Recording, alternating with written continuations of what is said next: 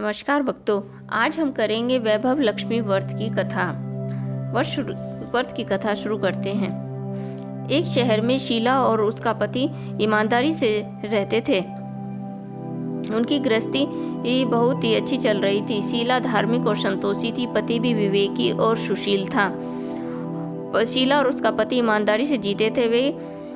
वे प्रभु भजन में अच्छी तरह समय व्यतीत करते थे। उनकी गृहस्थी आदर्श गृहस्थी थी। शीला की गृहस्थी इसी तरह खुशी से चल रही थी कि कर्म की गति बदल गई। विधाता के लिखे लेख को कौन समझ सकता है। इंसान का नसीब पल भर में राजा को रंक बना देता है और रंक को राजा। शीला के पति के पिछले जन्म के कर्म भोगने को बाकी रह गए होंगे कि वह बुरे लोगों से दोस्ती कर बैठा। वह जल्द से जल्द करोड़पति होने के ख्वाब देखने लगा, इसलिए वह गलत रास्ते पर चढ़ गया और करोड़पति की बजाय रोड़पति बन गया। यानी रास्ते पर भटकते भिखारी जैसी उसकी हालत हो गई थी। शहर में शराब, जुआ, रेस, चरस, गांजा, बदिया फैली हुई थी। उसमें शीला का पति भी फंस गया। दोस्तों के साथ उसे भी शराब की आदत हो गई। जल्द से जल्द पैसे वाला बनने की लालच में दोस्तों के साथ रेस, जुआ भी खेलने लग गया। इस तरह बचाई हुई धनराशि, पत्नी के गहने, सब कुछ रेस जुए में गवा दिया था। इसी तरह एक वक्त ऐसा भी था कि वह सुशील पत्नी शीला के साथ मजे से रहता था और प्रभु भजन में सुख शांति से व्यतीत करता था। उसके बजाय घर में दरिद्रता और भुखमरी फैल गई। सुख से खाने की बजाय 2 वक्त के भोजन के भी लाले पड़ गए और शीला को रोज पति की गालियां खाने का वक्त आया था। इस तरह शीला असहाय दुख सहते सहते प्रभु भक्ति में वक्त बिताने लग गई। अचानक एक दिन दोपहर को उनके द्वार पर किसी ने दस्तक दी। शीला सोच में पड़ गई, मुझ गरीब के इस वक्त कौन आया होगा। किसी भी द्वार पर आए हुए अतिथि का तो आदर करना चाहिए। ऐसा धर्म के संस्कार वाली शीला ने खड़े होकर द्वार खोले। देखा तो सामने एक माजी खड़ी हुई थी। वे बड़ी ही उम्र की लगती थी, किंतु उनके चेहरे पर अलौकिक तेज निखर आ रहा था। उनकी आंखों से मानो अमृत बह रहा हो। उनका भव्य चेहरा करुणा और प्यार से छलकता था। उनको देखते ही शीला के मन में अपार शांति छा गई। वैसे शीला इस माजी को जानती नहीं थी, फिर भी उनको देखकर शीला के रोम रोम में आनंद आ गया। शीला माजी को अंदर ले आई। घर में बिठाने के लिए कुछ भी नहीं था, अतः शीला ने सकुचाकर फटी हुई चादर पर उनको बिठा दिया। माजी ने कहा, क्यों शीला, मुझे पहचाना नहीं? शीला ने सकुचाकर कहा, माँ, आपको देखते ही बहुत खुशी हो रही है, परंतु मैं आपको जानती नहीं हूँ। मैं बहुत दिनों से जिसे ढूंढ रही थी वे आप ही हैं, पर मैं आपको पहचान नहीं पाई। माजी ने हंसकर कहा, क्यों भूल गई? हर शुक्रवार को लक्ष्मी जी के मंदिर में भजन कीर्तन होते हैं। मैं तब भी वहीं आती हूँ। वहाँ हर शुक्रवार को हम मिलते हैं।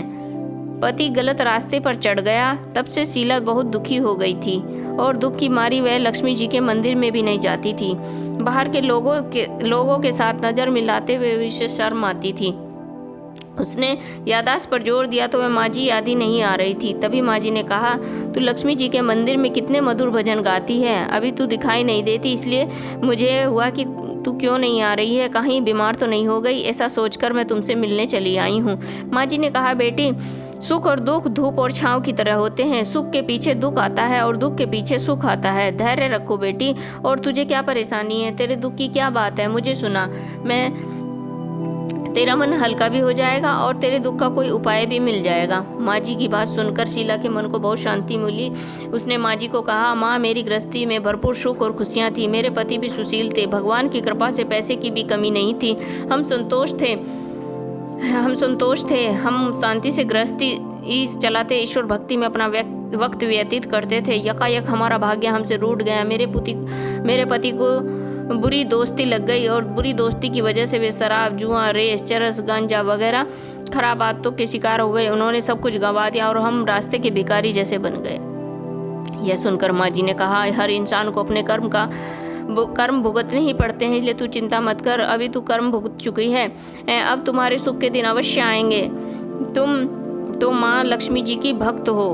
वे अपने भक्तों पर सदा ममता रखती हैं। तुम माँ लक्ष्मी जी का व्रत करो, इससे सब कुछ ठीक हो जाएगा। माँ लक्ष्मी जी का व्रत करने की बात सुन के शीला के चेहरे पर चमक आ गई। उसने माँ से पूछा, माँ जी, लक्ष्मी जी का व्रत कैसे और कैसे किया जाता है, मुझे समझाइए। यह व्रत मैं अवश्य करूँगी। बेटी, वैभव लक्ष्मी का व्रत सीधा साधा व्रत है, किंतु लोग यह व्रत गलत तरीके से करते हैं, अतः उसका फल उन्हें नहीं मिलता। कई लोग तो सोने के गहने की हल्दी कुमकुम से पूजा करो, बस व्रत हो गया, पर ऐसा नहीं है। कोई भी व्रत शास्त्रीय विधि पूर्वक करना चाहिए, तभी उसका फल मिलता है।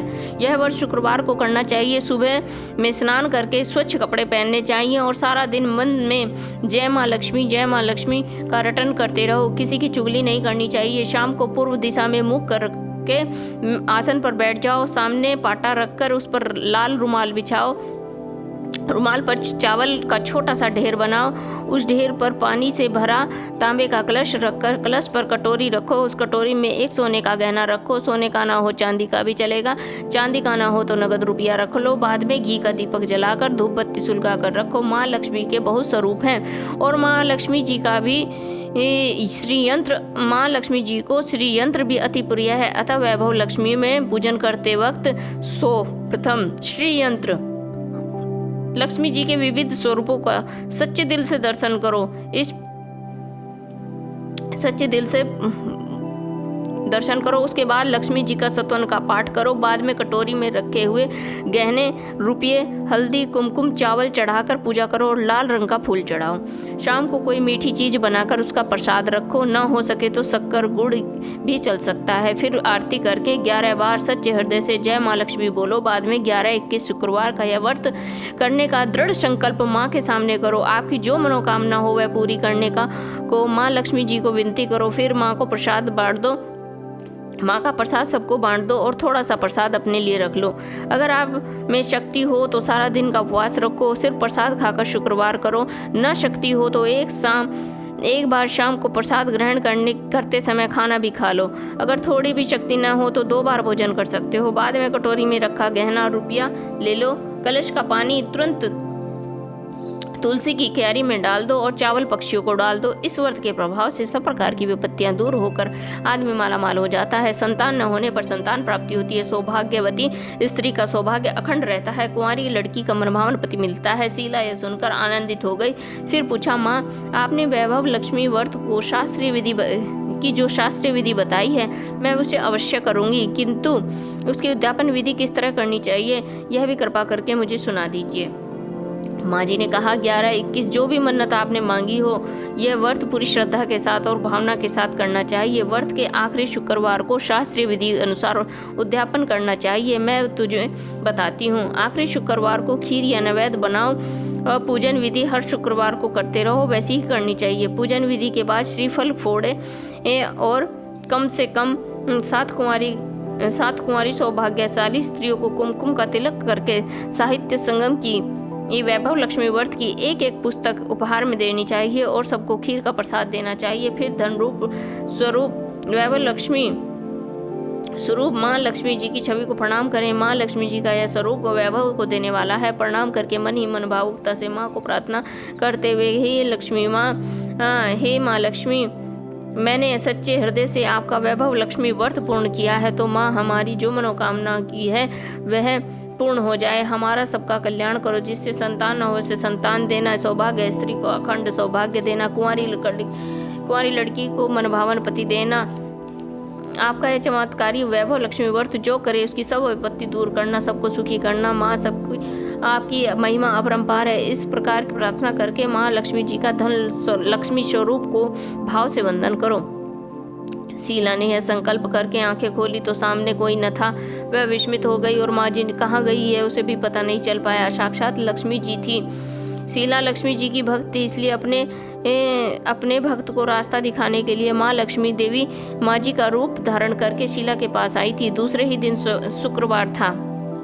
सवेरे स्नान करके स्वच्छ कपड़े पहन के शीला ने मन ही मन श्रद्धा से पूरे भाव से जय वैभव लक्ष्मी माँ का मन ही मन रटन करने लगी। सारा दिन सारा दिन किसी की चुगली नहीं की और शाम हुई तो हाथ पांव धोकर शीला पूर्व दिशा में मुख करके बैठ गई। और घर में पहले सोने के बहुत से गहने थे, पर पतिदेव के गलत रास्ते पर चढ़ जाने के कारण गहने गिरवी रख दिए थे। पर नाक की चुन्नी बच गई थी। नाक की चुन्नी निकालकर उसे धोकर शीला ने कटोरी में रख दिया और सामने पाटे पर रुमाल रखकर मुट्ठी भर चावल का ढेर लगा दिया।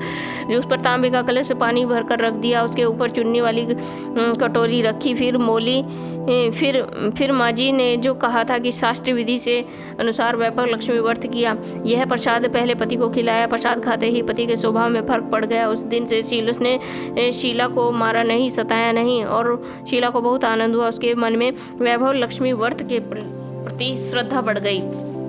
शीला ने पूर्ण श्रद्धा भक्ति से 21 शुक्रवार को माँ जी के कहे मुताबिक उत्थापन विधि करके 7 स्त्रियों को वैभव लक्ष्मी व्रत की 7 पुस्तकें उपहार में दी। फिर माँ जी के धन लक्ष्मी स्वरूप को छवि को वंदन करके भाव से मन ही मन प्रार्थना करने लगी। हे माँ धन लक्ष्मी, मैंने आपका वैभव लक्ष्मी व्रत करने की मन्नत मानी थी, यह व्रत आज पूर्ण किया है।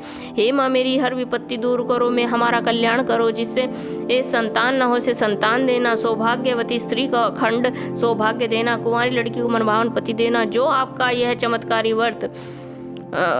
व्यर्थ करेगा उनकी सब विपत्ति दूर करना, सबको सुखी करना। हे माँ, आपकी महिमा अपरंपार है। ऐसा बोलकर लक्ष्मी जी के धन लक्ष्मी स्वरूप की छवि को प्रणाम किया।